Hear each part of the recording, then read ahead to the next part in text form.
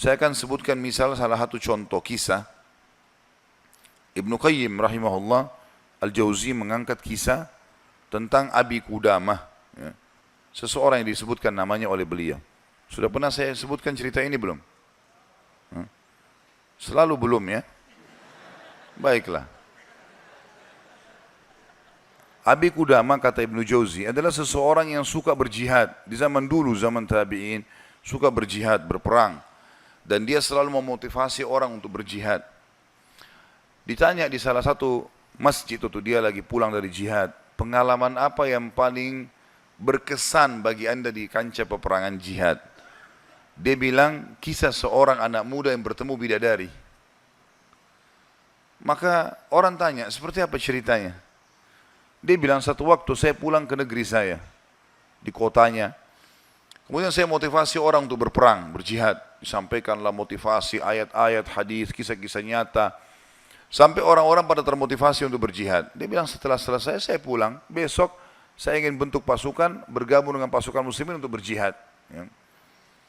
Waktu saya pulang ke rumah, dia bilang tiba-tiba ada suara perempuan depan pintu. Memanggil, wahai Abi Qudamah, Abi Qudamah. Dia bilang, saya baca, a'udzubillahi minasyaitonirrajim. Jangan sampai ini godaan syaitan. Perempuan malam-malam memanggil-manggil depan rumah. Dia enggak bilang, saya enggak mau buka pintu. Terdengar lagi suara kedua kali, Abi Qudamah, Abi Qudamah, buka pintu. Suara perempuan. Dia bilang, a'udzubillahi minasyaitonirrajim. Saya enggak mau buka ini, takut jadi fitnah, gitu kan. Terus perempuan itu rupanya nyaut depan pintu. Dia bilang, wahai Abi Qudamah, bukankah anda yang memotivasi kami berjihad? Dan saya terpengaruh dengan itu. Saya ingin menyumbang sesuatu. Bukalah pintunya. Dia bilang, saya dengar orang ini mau nyumbang hubungan dengan jihad, saya buka pintu. Perempuan itu rupanya bercadar. Dia bilang, pada saat saya buka pintu dan di hadapan saya tahu kalau orang ini, kalau tidak pakai cadar, luar biasa Allah berikan kelebihan fisiknya. Terlihat. Wanita ini punya kecantikan tapi dia tutup auratnya. Lalu saya alihkan pandangan saya dan saya katakan, apa yang akan engkau sumbang ibu? Dia bilang, sesuatu yang paling indah dari tubuh saya, hai Abi Qudamah, adalah rambut saya. Saya memiliki rambut yang sangat bagus dan panjang. Maka saya sudah memotongnya dan saya sudah membentuknya supaya menjadi tali kekangan kuda. Maka saya minta agar rambut saya ini engkau jadikan tali kekangan kudamu, agar minimal rambutku ikut berperang. Abi Qudamah bilang, saya heran dengan imannya ibu ini. Luar biasa ini. Gak pernah ada orang terfikir seperti itu. Rambutnya panjang, lebat, tebal, dipotong, lalu dibuat sedemikian rupa sehingga bisa menjadi tali kekangan kuda. Gitu. Pakailah ini Abi Qudamah. Abi Qudamah bilang, baiklah, diambil. Pada saat sudah diambil, Abi Qudamah mau tutup pintu, dia bilang, sebentar, masih ada satu lagi Abi Qudamah. Dia bilang apa? Suami saya mati syahid. Dan semoga Allah terima, semoga juga kami disatukan di surga. Dan dia mewariskan seorang anak laki-laki yang mirip seperti dia. Maksudnya keimanannya, kefisiknya, segala macam. Saya harap anda tidak menolak anak saya besok ikut berjihad. Kata Abi Qudamah, baiklah. Tutup pintu, besok pagi habis sholat subuh, habis syuruk, menjelang duha, berkumpullah orang-orang yang mau ikut jihad untuk bergabung dengan pasukan muslimin. Setelah Abi Qudamah bilang, saya motivasi mereka, datanglah seseorang dari belakang saya berteriak, Abi Qudamah, Abi Qudamah. Suara seorang laki-laki. Dia bilang, saya balik ke belakang. Waktu saya balik, saya seperti melihat matahari. Artinya, ada seorang laki-laki putih, tinggi, gagah, rambutnya indah, fisiknya kekar di atas kuda. Dia bilang, saya sendiri kagum melihat orang ini. Luar biasa secara fisik, membuat orang sudah kagum. Dia bilang, terus dia bilang, hai Abi Qudamah, saya anaknya ibu semalam yang memberikan rambut kepada anda. Dan saya siap untuk ikut berperang. Dan wasiat ibu saya agar saya jangan pulang. Suruh mati syahid. Kata Abi Qudamah, saya kagum melihat lagi anak ini. Sudah kagum melihat ibunya, kagum melihat anaknya. Bagaimana keyakinan mereka berdua tentang janji Allah. Dan hidupnya di situ sudah. Lingkup hidupnya itu adalah yang dijanjikan oleh Allah dan Rasulnya. Udah, Allah bilang dapat ini, ya sudah, dia yakinkan iya. Sholat dapat ini, puasa dapat ini, jihad dapat ini. Yakin, tidak ada keraguan. Hidupnya terbentuk di situ, itu yang dijalani sama dia. Dia yakin meninggalkan juga dosa, ini adalah pintu yang baik. Kalau dia buat, dia akan jauh dari Allah. Maka dia berada di lingkup itu, kendaraan itulah. Kata Abi Qudamah, baiklah anak muda, kau masih muda, gitu kan. Saya akan letakkan kamu di bagian belakang pasukan. Anak muda itu diam. Dia bilang, Abi Qudamah bilang, ini saya tentu simpulkan ceritanya ya, karena saya tidak hafal secara lafaz letter tentang kisah, tapi saya datangkan poinnya gitu. Kata Abi Qudamah waktu perang lagi berkecamuk, tiba-tiba anak muda ini sudah ada di depan. Lalu saya lihat dia, dan memang di pikiran saya dia bilang cuma anak muda itu saja. Saya datangin dia, hai anak muda mundurlah. Kau masih muda, belum berpengalaman, gitu kan. Saya khawatir atas dirimu.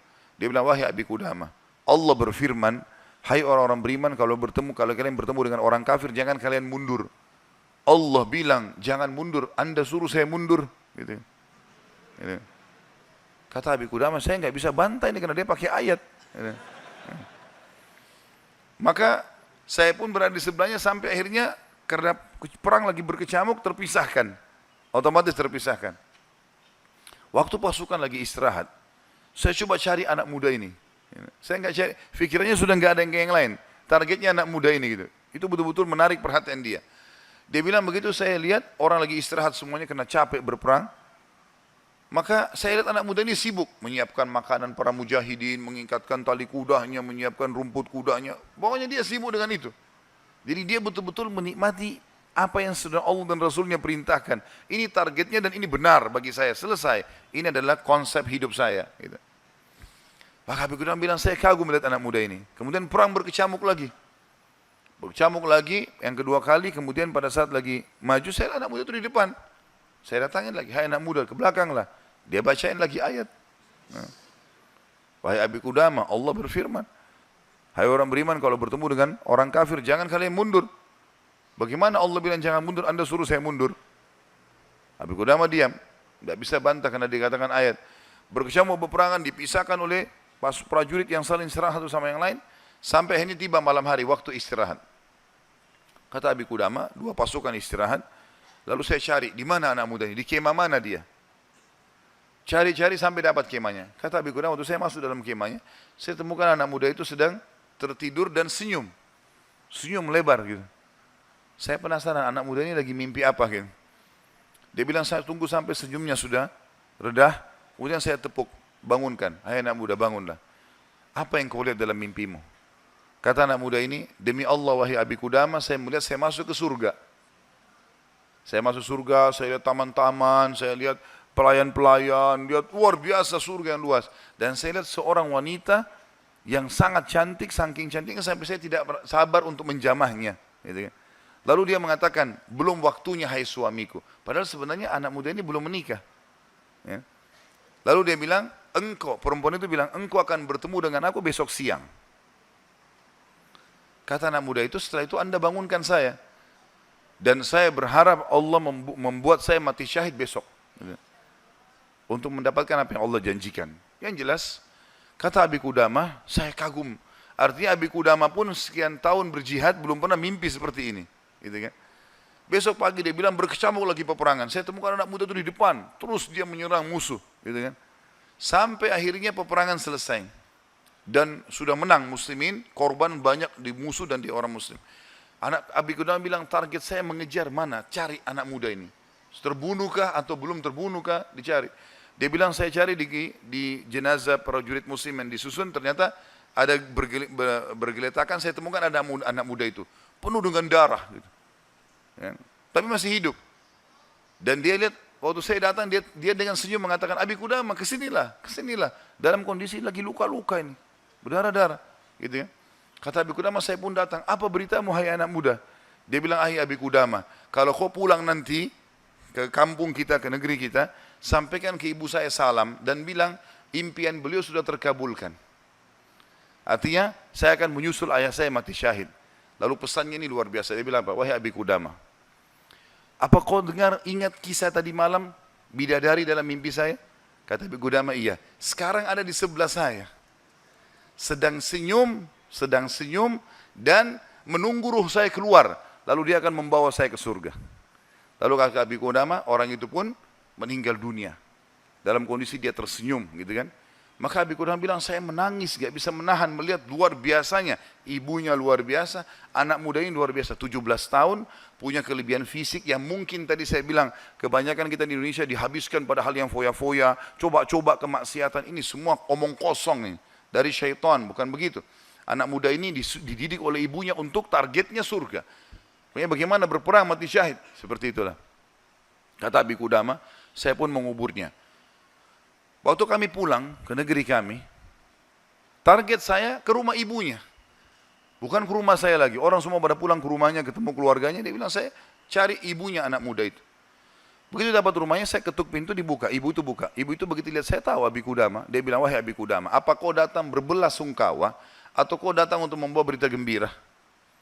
Kata ya, Abi Qudamah, apa maksud anda ibu? Dia bilang, kalau anda pulang, mengatakan anak saya ikut pulang bersama anda, berarti itu belasungkawa. Saya enggak mau anak saya pulang. Mau mati syahid.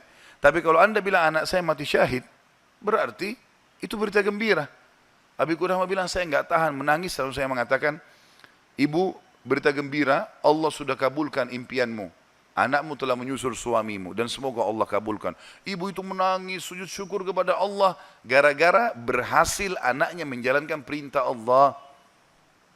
Ini yang banyak luput dari kita nih. Kita malah bangga kalau anak kita yang cantik keluar dengan telanjang sana sini, terbuka auratnya. Atau mungkin meninggalkan pesantren dan sekolah di sekolah yang tidak ada pendidikan agamanya. Atau keluar ke negara-negara kafir yang akhirnya mereka terdidik dengan hal-hal yang tidak baik. Hanya karena bangga dengan urusan dunia, bukan bangga dengan urusan akhiratnya. Padahal itu tanggung jawab kita. Jadi teman-teman sekalian, menanamkan muraqabah, yakin kalau Allah mengawasinya, yakin akan janji Allah terhadap ibadah yang dia kerjakan, yakin ancaman Allah kalau dia melanggar, maka ini poin yang sangat penting, ini yang sedang kita bahas. Masalah bagaimana dia mendidik jiwanya dalam masalah muraqabah.